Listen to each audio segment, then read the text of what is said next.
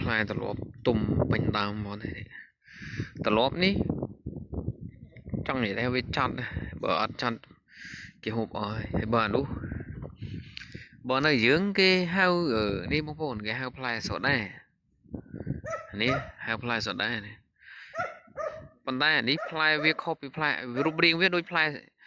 លែសូដាយើងអញ្ចឹងប៉ុន្តែបងប្អូនវាផ្អែមនេះផ្អែមខ្លាំងហើយផ្លែវាធំទំហំវាប៉ិនផ្លែសូដាដែរប៉ុន្តែគេហៅផ្លែស្អីនេះនៅកូរ៉េខ្ញុំមកស្គាល់ឈ្មោះដែរណាតែដឹងថាវាផ្អែមនេះផ្អែមទីយកធ្វើតំណាំធ្វើអីហើយអានេះត្រឡប់ផ្លែដល់កនោះដល់ពលឺដល់ក្រមអានេះតែពេលវាចិត្តទុំនេះគេបេះវាយកទៅបន្ទុំបងបើទុកឲ្យវាទុំដើមគឺខូចហ្មងវាធ្លាក់ហើយគេយកទៅធ្វើតំណាំធ្វើក្រៀមអីរសជាតិរបស់វាគឺឆ្ងាញ់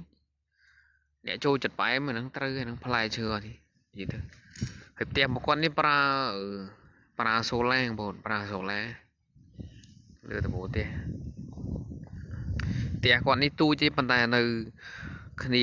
4គ្រួសារខាងនោះតបន្ទប់គាត់នៅជុំជាមួយកូនគាត់ចៅគាត់4គ្រួសារ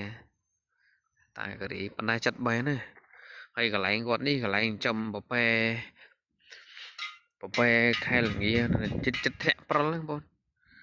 នៅតែប្រហែលខែទៀតហ្នឹងធ្លាក់ព្រិលយើងចប់ច្រើនទេអូស៊ីចាំងអានខៃអូស៊ីចាំងអានខៃអូខាត់ជីខៃអូបួលគាត់ទៅផ្សារហើយអានេះដើមកន្លាក់បងជ្រុះឲ្យផ្លែវាបេះកន្លាក់រសជាតិរបស់វាស្តៀងគ្រាប់ខ្នោបងថាវាឆ្ងាញ់ជាងបន្តិចនេះតែចាំបារម្ភអានេះ